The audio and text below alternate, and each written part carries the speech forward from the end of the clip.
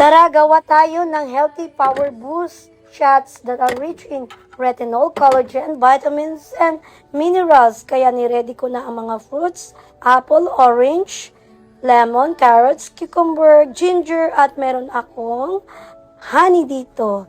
So, chinap ko lang yan sila at pinagsama-sama. Ito nga yung apple, ang inuna ko, yung tira-tirang apple ni Ikay. Meron akong cucumber din ni Ikay.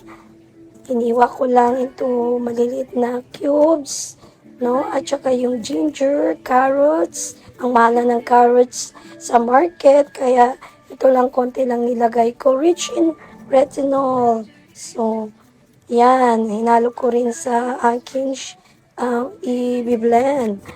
So, iniwa ko rin ng maliliit para mas madaling juice, no? Yan, pinagsama ko na. Meron din akong tirang apple dito ni Ikay na hindi niya na kinain. Sayang naman, kaya sinama ko na rin. Meron akong isang pirasong lemon, no? So, sinama ko na pati ang kanyang panit. Ang panit, kaya pinapuna ko. So, yung ginger, binalatan ko rin. So, iniwa ng maliliit. So, yan. Pinagsama ko na rin. Meron pa. So, yung ginger, merong konting anghang. So, yun na yung mga prutas, no, na pinagsama-sama ko. So, yan ang ating i-juice. So, nakalimutan ko pala yung isang pirasong orange. So, pinalatan ko. Mura ko lang yung nabili yung orange.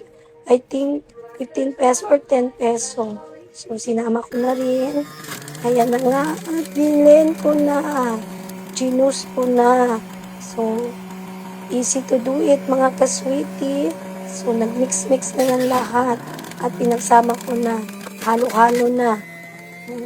Ang dami kong nilagay ng mga prutas pero konti lang pala yung nagawa kong juice. It's enough for me para ilagay ko sa aking bottle shots. So, yan na. Na-blend ko na lahat at ready to lagay na sa ating maliit na shot glass, no, yan.